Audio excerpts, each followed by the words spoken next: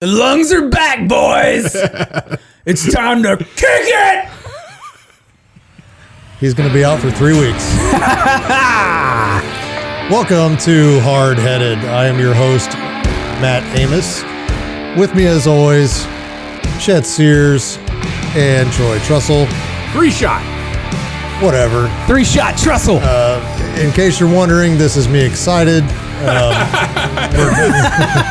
Whoa, slow down, Matt. I can only contain little too myself amped up. so much. Are you on meds? I'm on crack. Oh my gosh. Well, all three of us are here again. Again. We have Back in business. We're all antibodied up. That's right. So we should be good now for a while.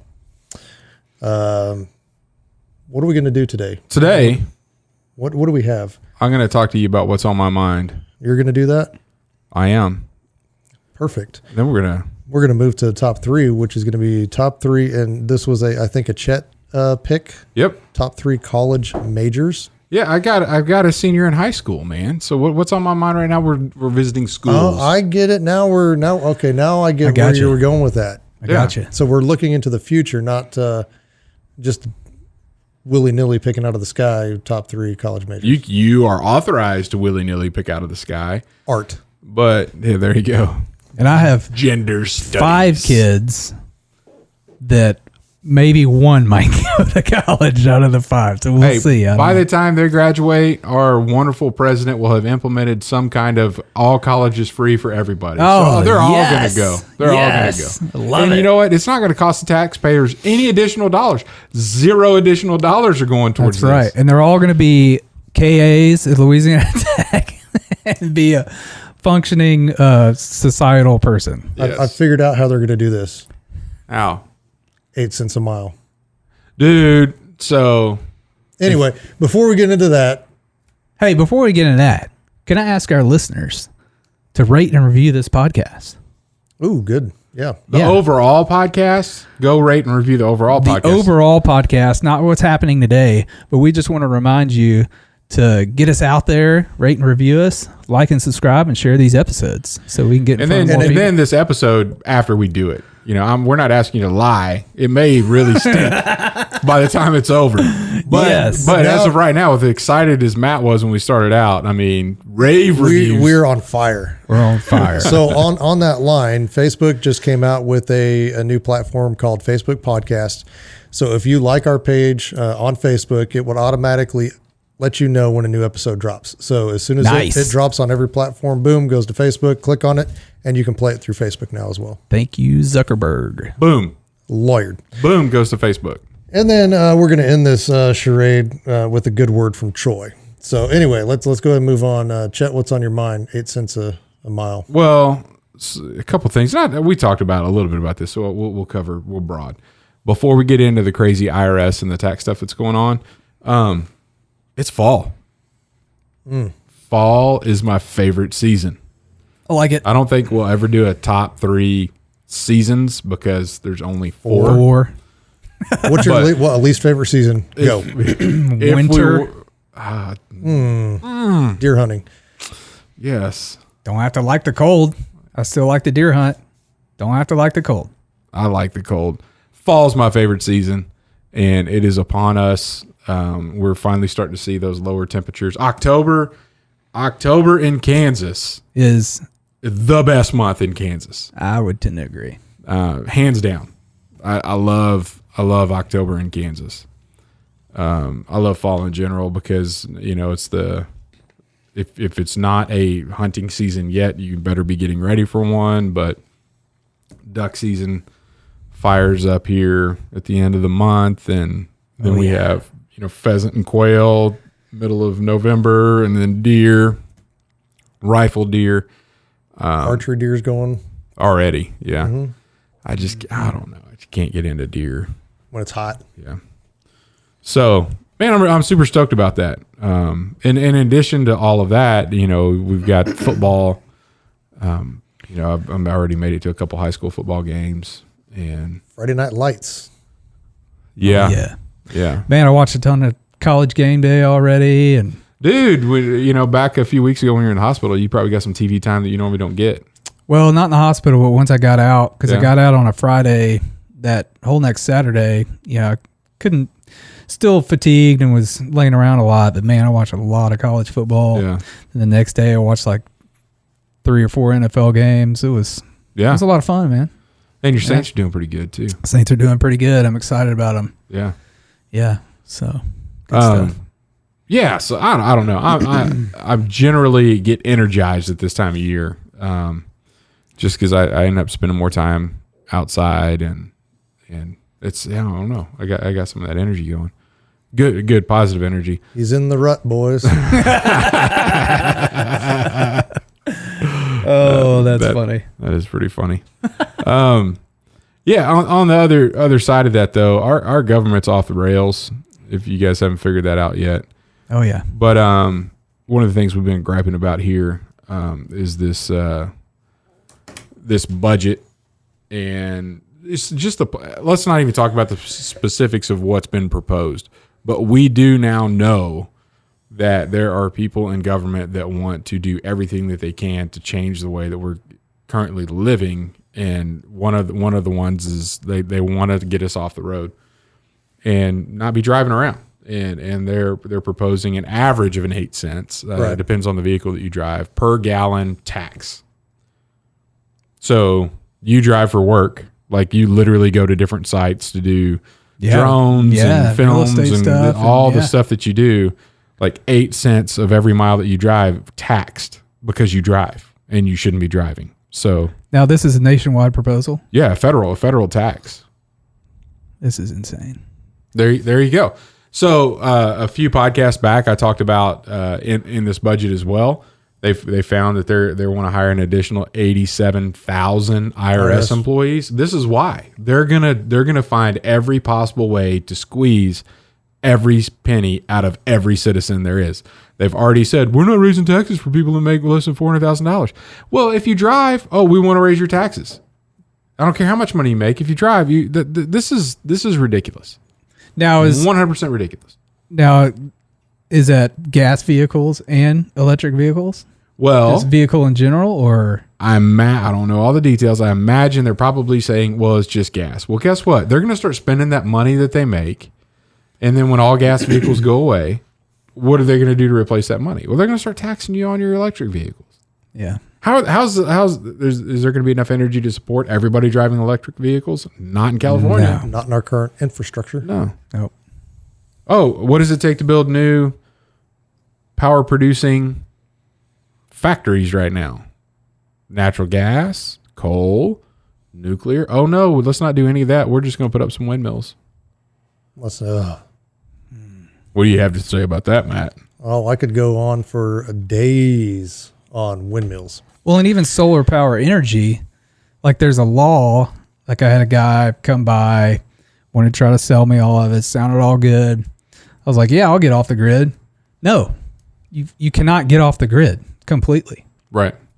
You can buy a certain amount of solar panels to put on your house, but the government's still going to regulate, or the energy corporations are still going to make you. If you're on the grid at all, you have a minimum you have to pay. Yeah, but you cannot get off the grid. Yeah. Like they will not allow you to get off the grid, is what this guy was telling me. Yeah. They don't want you to. There's ways. Well, if you did, then you're not paying the minimums, even if you don't have any consumption. But then all their profits start coming down, right? And it's going to cost other people more money. And then they're going to end up saying, oh, I'm not paying more for this. So they're going to come off the grid, find a way. Next thing you know, we don't have power for anybody. Yeah, too bad. I'm telling you, it's too much control.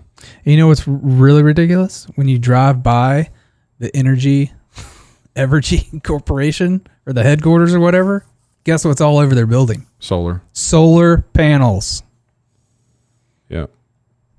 Well, and they're big into wind as well. Yeah. Yep. They want to be just the power provider because they have a monopoly on the electricity that you're using, and there's competitiveness among wind energy and solar. So they want to own that space too. So they're your only energy provider, and there's no competition. Well, if there's no competition, there's price controls. Right. You know, it's, and then they're like, oh no, the government will come in and help protect you from all that kind of stuff. The government isn't really about protecting you from spending too much money. The government wants their chunk of flesh from you as well. And in the government's case, if you don't give it to them, they will show up at your door with guns to take it. Or you. Yep. Stupid. So anyway, I love fall. Yes.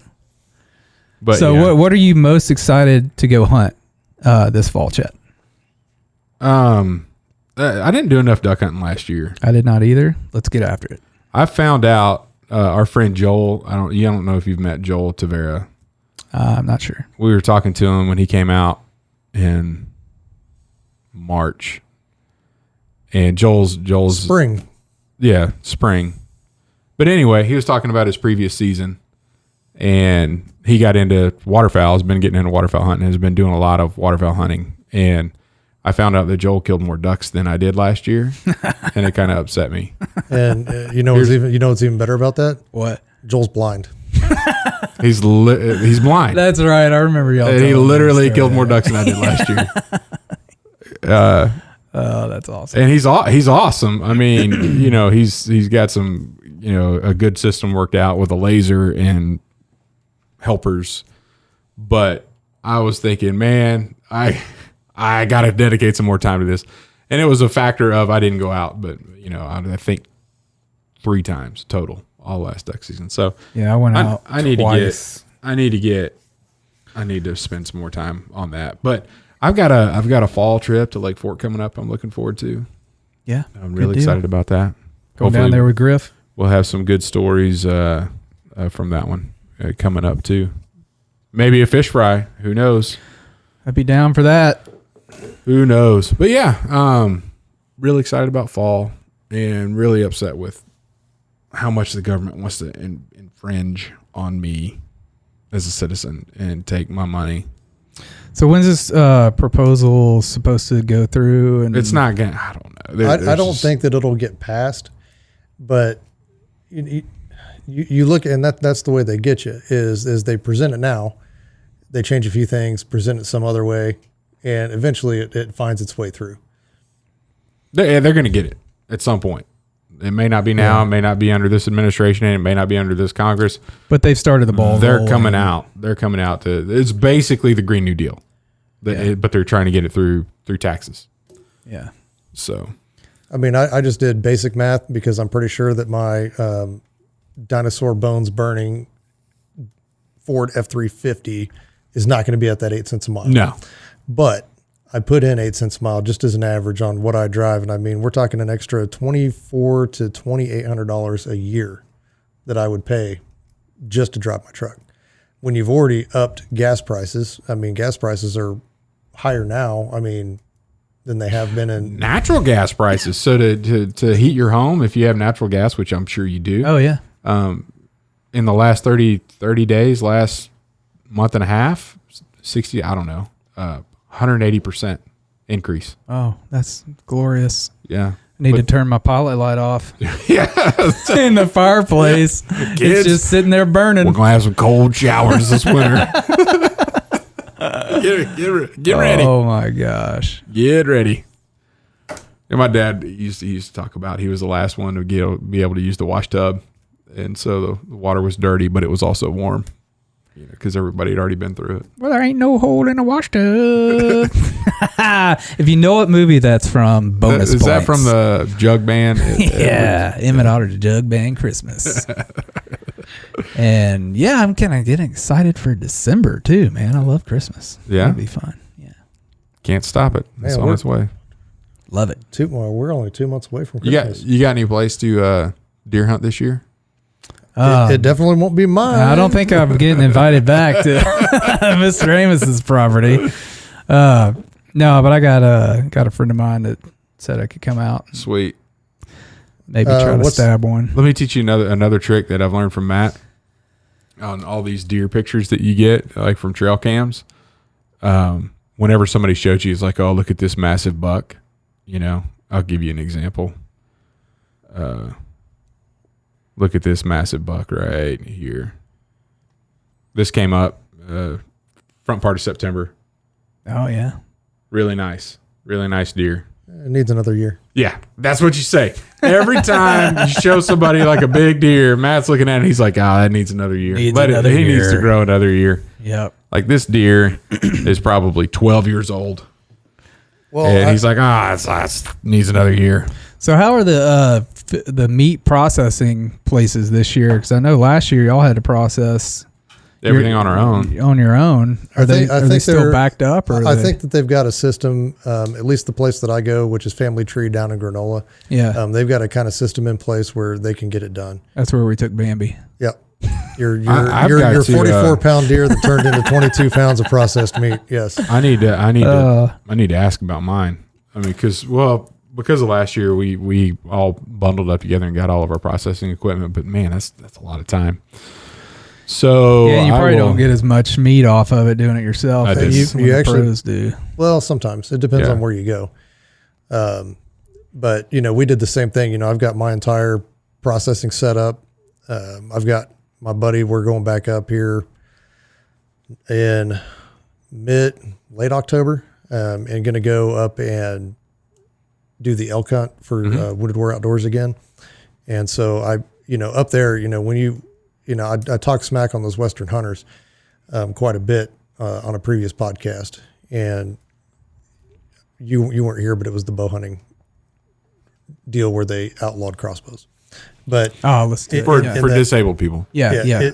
But in the Western states, finding a processor, and especially trying to get an elk, or when you were up in Montana trying to get a bison, and get it orchestrated to get it to a processor, it's a big ordeal because it's not like a deer that you can just toss in the back of your truck. Right. There's some planning that goes into it, and so this year, to simplify that process, we've got his buddy who is a former processor.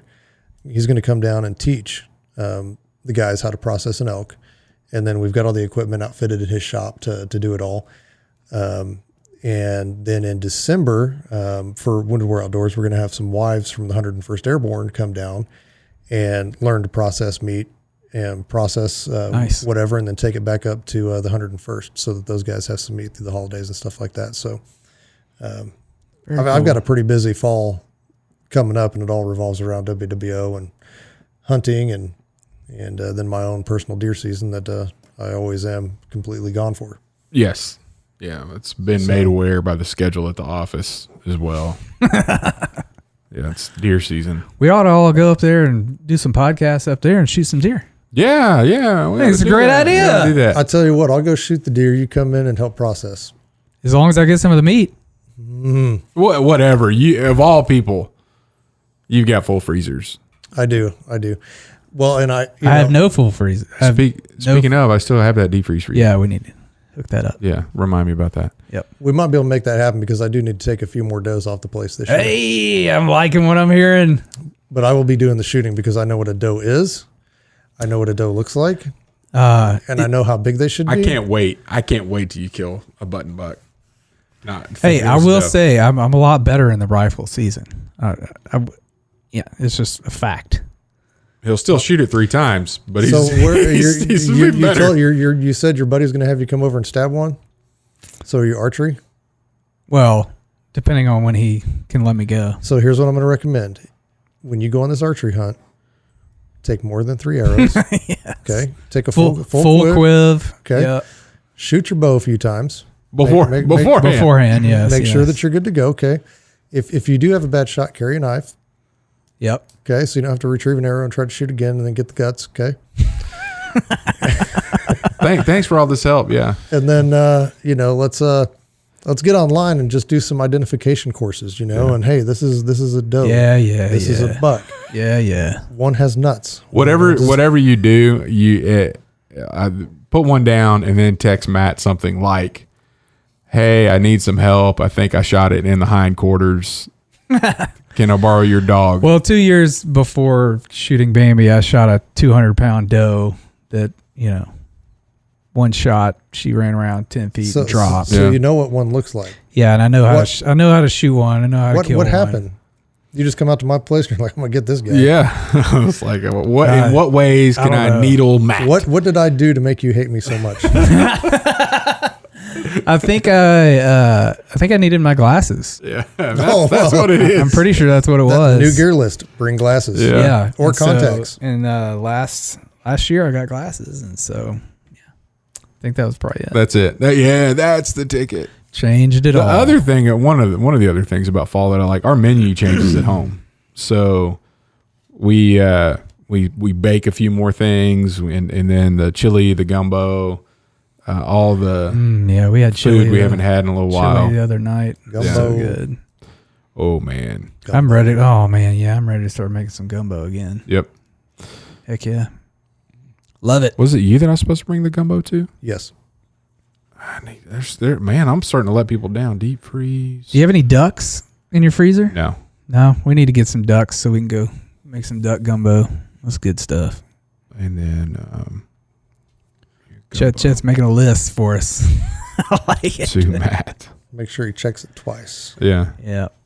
Well, while he's making that list, you want to take a quick break and then we'll jump into our top three? Yes, let's do that. Thank you. 1783, the first victory. Victorious in war, this year sees America earn her independence. At Admiral's Pennant, we celebrate victories at the end of war. 1783 is the first of many such celebrations in our nation's history. This is an elegantly refined blend of sandalwood, cedar, and tea tree. The subtle, lingering, woody scent of the sandalwood, light cedar, and the top notes of tea tree is the essence of masculinity, honoring the men who fought and continue to fight to provide us our independence. Check it out at admiralspennant.com. Without it, you might as well shave. And we're back.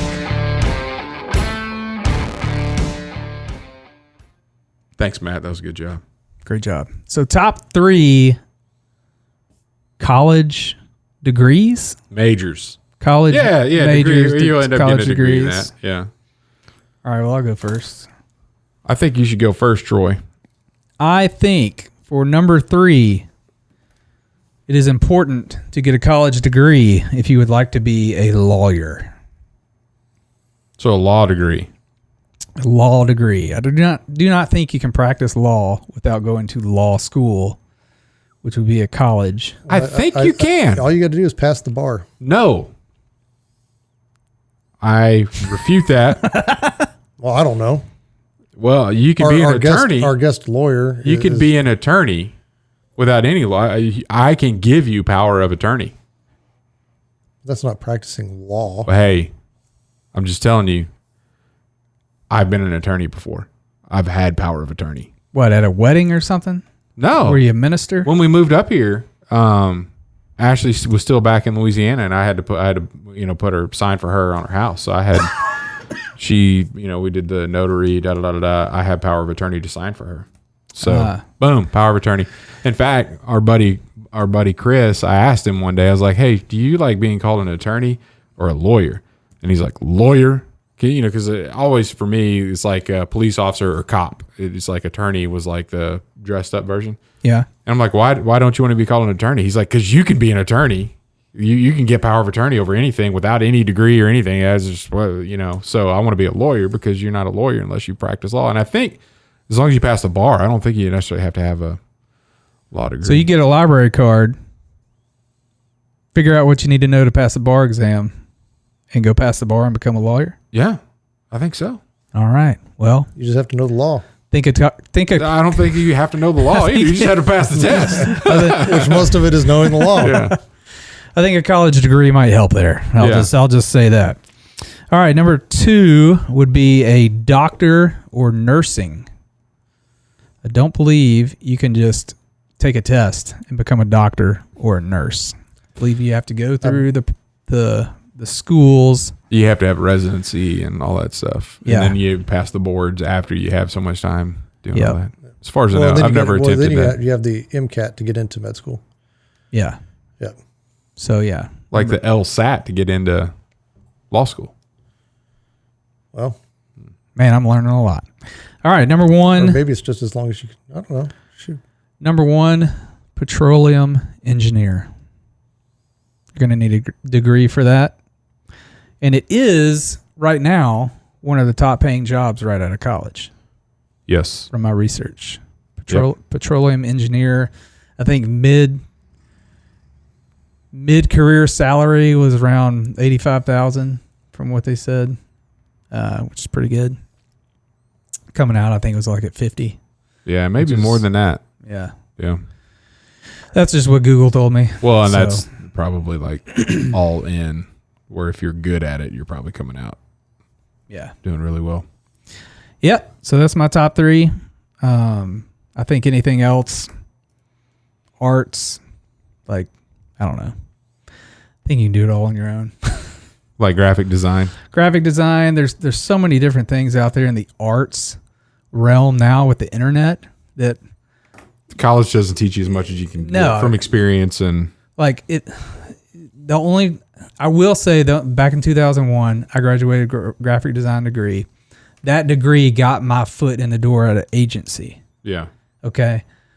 But 20 years later, it's not required. Let me, if you're good and you can go online and you can buy these different courses that professionals have put out and you can learn the programs and you can draw and you can do these things, like, don't freaking waste your money on college. Can I tell you a funny story about your graphic design degree? Yeah. That you maybe you were there, and I may get a little bit of this wrong, but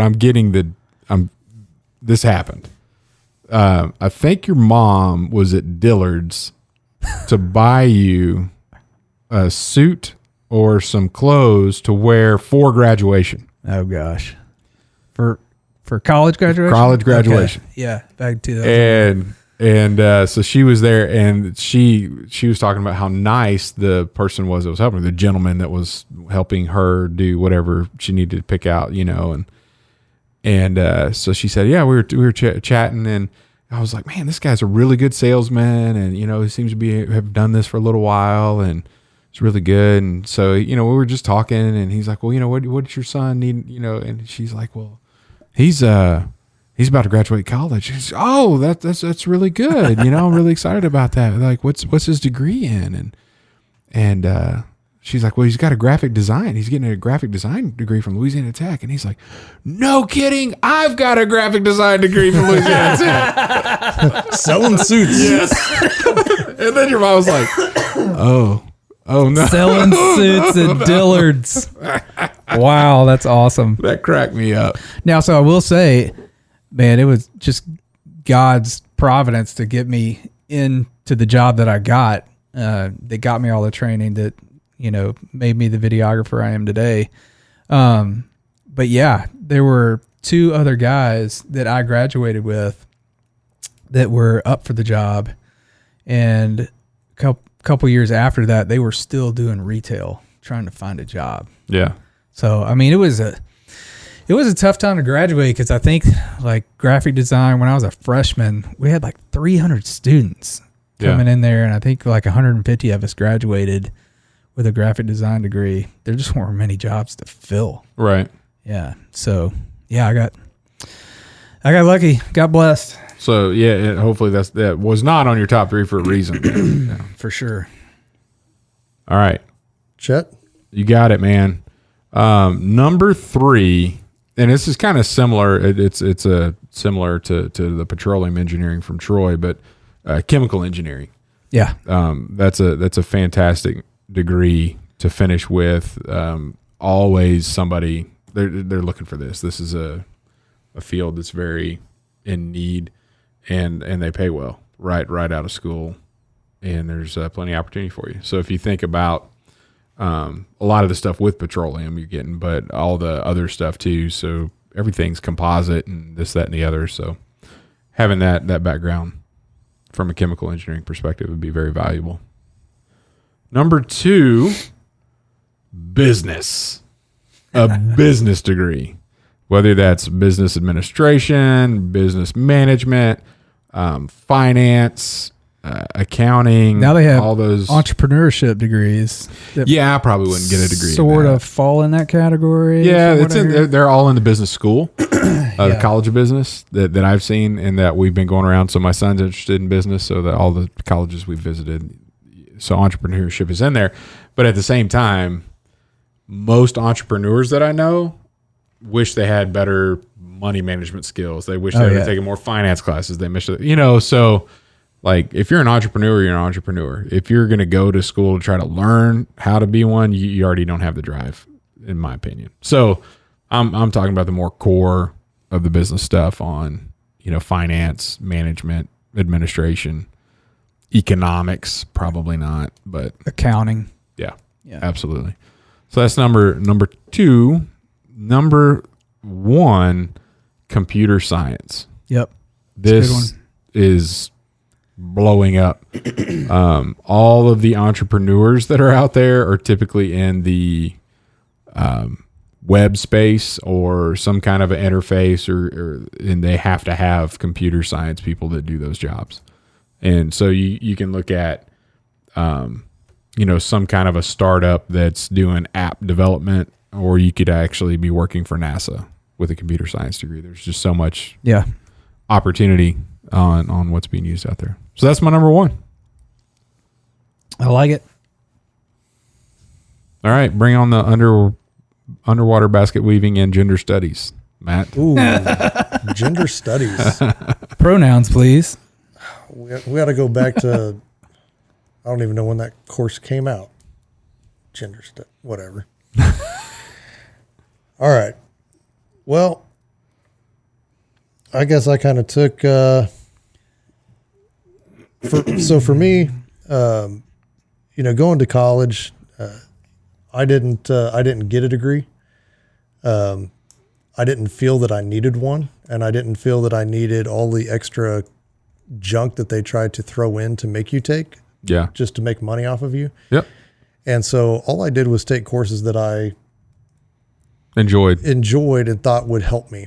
I had a strategy, and I've actually been quoted by a couple of my friends.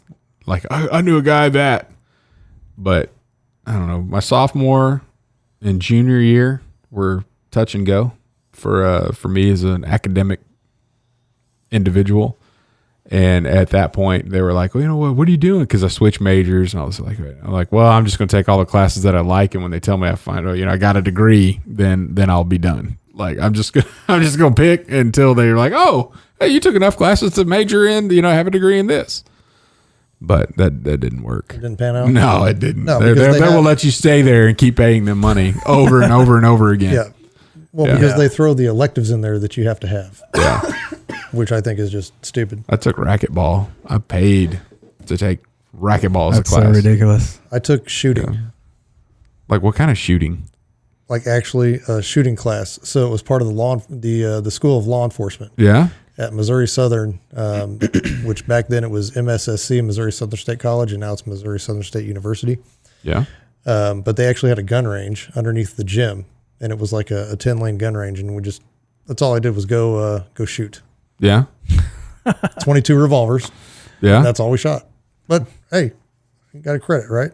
There you go. But so for me, I think number 3 would have to be marketing. Just learn, coming from somewhat of an entrepreneur standpoint, marketing is always my biggest challenge, trying to find out what triggers people, what people are interested in, and how to most effectively promote what I'm trying to sell. And I wished I'd taken more of those and learned more of that. I would contest that you don't need a degree for that. Well, but depends on what kind of marketing. But again, nobody needs a degree other than those things that we actually talked about, right? Like doctor, right. Or if you got somebody that's doing something for NASA where they have a specific criteria that you have to meet. But as an entrepreneur, you don't have any of those options. So that's why I said, I would always take things that interested me. And so I would look at more of those marketing courses that I should probably, and I still have the ability to go do those, but I just don't have the time. Yeah. But I think, and I don't know if there's a degree in this or not, but I think number 2 would have to be like speech or communication. Yeah. Communications is one. Because communicating between individuals is becoming a lost art. And I think that as we move more and more into a digital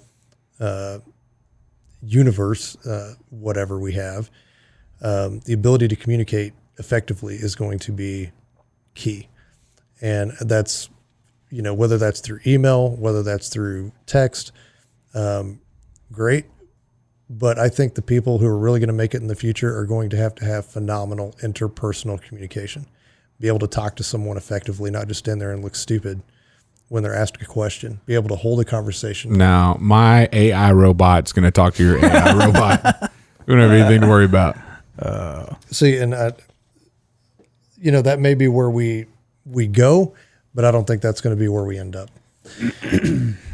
And most jobs that I've had have never had anything to do with anything that I know about, but I can sit and convince somebody that I know enough to give me a job, give me a chance. Yeah. So like the Marines, you didn't have to do a whole lot to get that job. No. It's like, Sign I'm a great on salesman. the dotted line. Every interview I ever had to join a branch of the military, they said they'd take me. Well, see, every one of them. But see, in that process, I was the interviewer. Oh, okay. So I interviewed every branch. Including the Coast Guard? No, we didn't have the Coast Guard. I don't think the Coast Guard was real present, or they weren't in the office anytime I went by. But I went by and interviewed the services, and all Army, Navy, and did I talk? I might have talked to the Air Force. That's the one I'm forgetting. It's so easy to forget. Yeah. They forgot you too. They're like, man, you're not cut out for us. Oh yeah, he's not GQ enough. Yeah. But I walked in, and all those branches were like, well, here's what we can do for you. We're going to give you this, and we're going to give you this, and we're going to give you this. The Army guy, which was really off-putting for me, was talking to me with his feet on his desk, like kicked up, crossed feet. I'm just like, I don't know. Something doesn't sit right with me. Navy was just a little weird, and Air Force, it's definitely not for me. And then you go to the Marine Corps recruiting office, and they're like, well, yeah, that's great, but what are you going to do for us? And we don't even think that you can make it. I'm like, what? Yeah, you're out of your mind. And so it was that challenge. And just so you know, I mean, the school that those recruiters go through, I mean, they get collegiate level classes on communication and presenting and all that stuff. I mean, they're really good and sales, but that was one class that I always wanted to attend, was the part where they do speeches and stuff like that, or whatever you call those classes. Because they're always, they focus on trigger words, and you have to be absolutely perfect, every time you speak and present, which I thought was pretty interesting. So anyway, I guess number 2, marketing. Number 1, the class that's probably helped me out the most, or the pursuit of a degree that I think would benefit me the most, was fish and wildlife biology. That would have been my focus. I probably have enough to get a degree if I would just do some electives, but I refuse to do them because I'm not going to give them that money, because I think that there's other things out there that I could probably learn. But I used that fish and wildlife degree on my place there in my deer property, and it's helped me manage the wildlife like it should. And give them another year. Give them another year. Hey, always. I took give them another year 101 in my wildlife biology pursuit. Well, what's funny is, there wasn't a whole lot of, there wasn't a direct focus on that. It's kind of like total fish and wildlife type stuff. But, even what would you call them? Your lessor on your lease? Oh, yeah. The guy that owns the property. Yeah. And he's got to fantastic. And he is land management, not just from a wildlife perspective, but how do you draw income from owning property, and how do you make it more valuable? How do you improve the wildlife habitat? How do you improve the ecological habitat? I mean, it's and I bounced a lot of stuff off of him. Just questions. Philip's a genius, and he's a book of knowledge. And every time you talk to him, you get years worth of who knows how many thousands of dollars he spent on that education, and he's passing it down to you for free. Yeah. And so some of that, I would say, number one, I guess if the college major would just be knowing people and finding those people that are professionals in their industry, and then talking to them and learning. Yeah. So, because that's where I've gotten most of my knowledge on anything from, is just from people, because I don't do well in a class setting. Yeah. Yeah. Cool. Very good. I can get behind that. All right. We're going to move on to a good word from our 3-shot Trussell. A good word. What you got, man? So I want to, I know Matt talked a little bit about compassion last week, and I kind of want to just come back around to that, but I wanted to. Oh, really? It's got to be a different word than compassion, though. It is a different word. It is a different word. And I think for people to have true compassion, they really just need to know what the gospel is. So the good word for me today is gospel, because we are in a society that is unraveling. We are under a government that is just at odds against each other. The world is in a dark place, and what they need to hear is not about if you're vaccinated or unvaccinated or taxes on this and that. We need people just to hear the gospel, and whether they take it or not, that's on them, but they just need to hear the gospel. And are you being a good enough person to have an audience that would listen to you, because you're not an idiot about every other subject else that's out there? Yeah. That's where the compassion comes in. Yeah. I think. But keep going, man. So the gospel is Jesus Christ came down from heaven as a man to pay for our sins on a cross. He died, was buried, and on the third day, God rose him from the dead. And then he ascended into heaven. And by doing all that, he saved us from our sins. But there is something that we have to do to take hold of all that. And my verse comes from Romans 10:9. And it's, if you confess with your mouth that Jesus is Lord and believe in your heart that God raised him from the dead, you will be saved. For with the heart one believes and is justified, and with the mouth one confesses and is saved. And if you jump down to 13, it says, for everyone who calls on the name of the Lord will be saved. So that's it. Pretty simple. Pretty simple. The gospel. And once you do that, like, I know when I first became a believer, I had I struggle with affirmation of that, but it just takes time. And you got to dig in the word, and you got to just trust that God has saved you and that he is changing your heart, and just keep going about your day and trusting in him. So yeah. So good the deal, word man. of the day is gospel. I think more people need to hear it. I can dig it. Yep. Preach, Trussell. That word will preach. Right on. Good show. All right. Who's taking us on out? As soon as I hear some music, man. Oh, you want that? You got it. Right there. Thank you for tuning in to Hardheaded Podcast. Give us a like, subscribe, visit us on hardheadedpodcast.com. Find us on Facebook or any podcast hosting site. Like, review, rate, share. Give us some feedback. College majors, if you want to know more about the gospel, please reach out to us. We'd love to talk to you. Absolutely. And have a good week. We'll talk to you in 7 days. 7 days.